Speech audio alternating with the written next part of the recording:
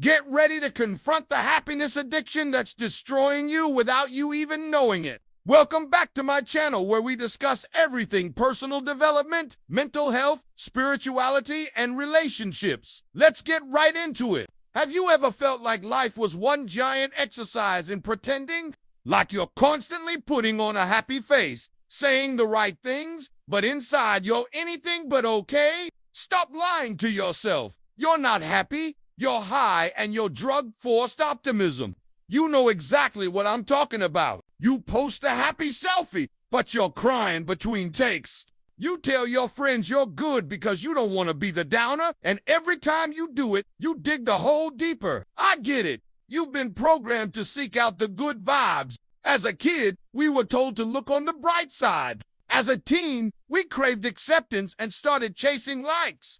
And now, as adults, we're drowning in a sea of self-help gurus and social media influencers telling us to stay positive no matter what. But what does that even mean? And why are we so obsessed with being happy all the time? Happiness became our new religion and positivity, our mantra. We clutter our feeds with inspirational quotes, follow accounts that promise to unlock our potential, and buy merchandise that tells us to keep smiling. But behind the scenes, something's off. Like you feel exhausted but not sleepy, anxious but not worried, empty but not alone. You're in a crowd of millions who all seem to be doing the same thing, saying the same thing, posting the same thing. You feel connected but not really seen. You laugh at the same jokes, take the same selfies, and wear the same merch. It's like we're playing a game where everyone's trying to win the happiness Olympics, but no one's allowed to talk about their struggles or setbacks. It's a competition where the finish line keeps moving further away.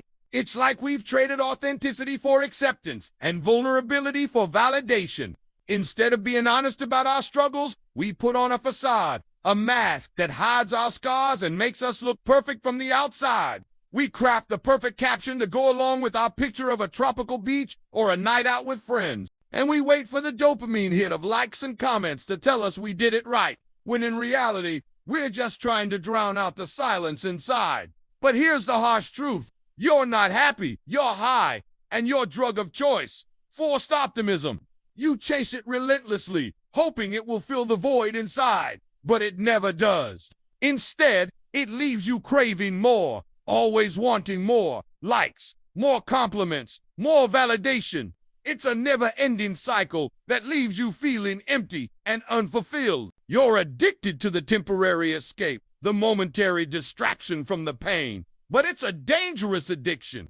It's slowly eroding your mental health, leaving you burnt out, anxious, and depressed. You become a master of disguise, hiding your true feelings behind a wall of forced positivity. But behind closed doors, the real you emerges.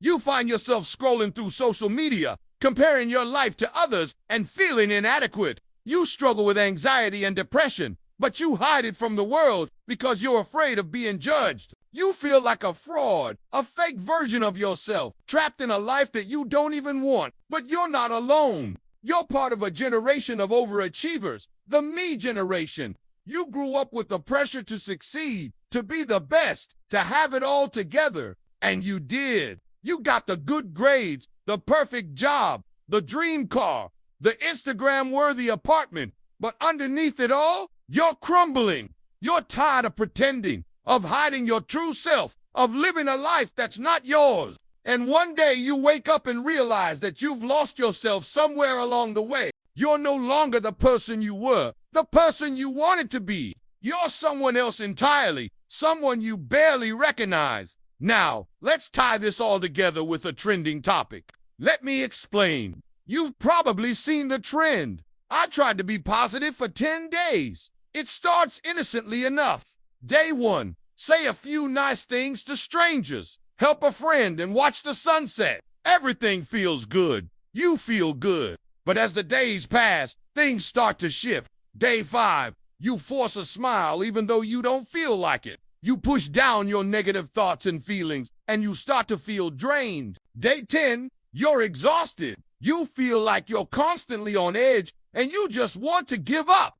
And that's the problem with forced positivity. It's not sustainable. You can't force yourself to be happy all the time, and you shouldn't try to. Here's the truth.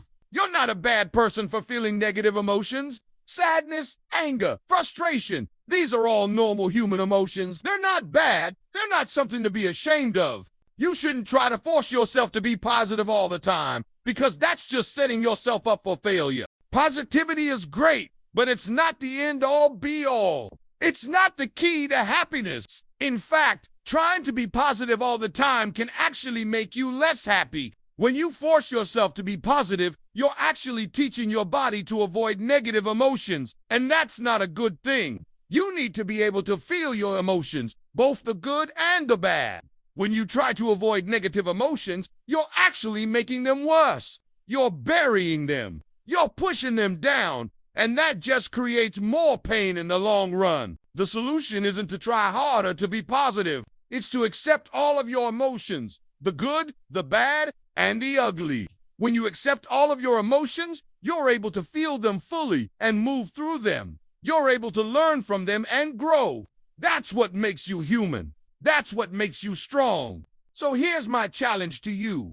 For the next 10 days, try to be honest about how you feel. Say what's on your mind, even if it's not politically correct. Feel your emotions fully and allow yourself to be vulnerable. I promise you, you'll be stronger for it. So who's with me? Now that we've established that seeking happiness is actually a problematic pursuit, let's address the elephant in the room. Are you addicted to being happy? How do you know if you're addicted to something as seemingly harmless as being positive? Well, there are signs. For example, have you noticed yourself becoming irritated by people who are constantly negative or pessimistic? Do you feel compelled to fix their mood, or do you find yourself distancing yourself from them because their negativity is affecting you?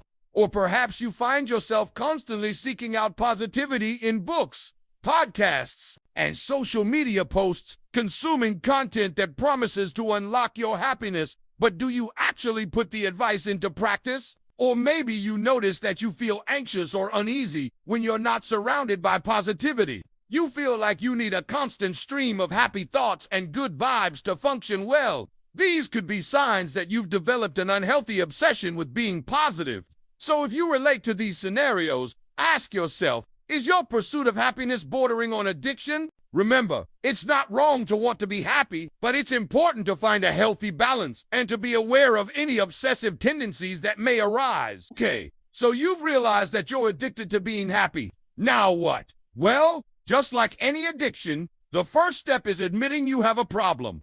Once you've done that, you can start to develop a plan to overcome it. First and foremost, cut out the dopamine drip. Stop watching those endless reels and videos that promise to boost your happiness. Take a break from the self-help books and podcasts. You don't need them to be happy. You already have everything you need inside of you. Second, start to be more mindful of your thoughts. When you catch yourself thinking negatively, don't try to push the thought away. Acknowledge it, explore it, and then let it go.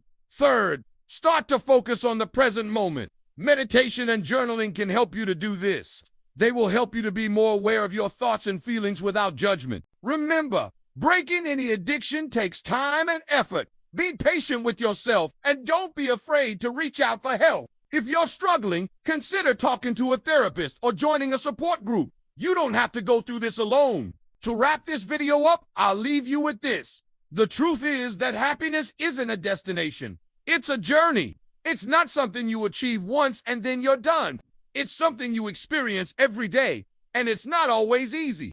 There will be ups and downs, good days and bad days, but that's okay. That's what life is about. It's about embracing the full range of human emotion and finding beauty in every moment, whether it's happy or sad. If you found this video helpful, share it with a friend who might benefit from it. And don't forget to subscribe for more insightful mental health content.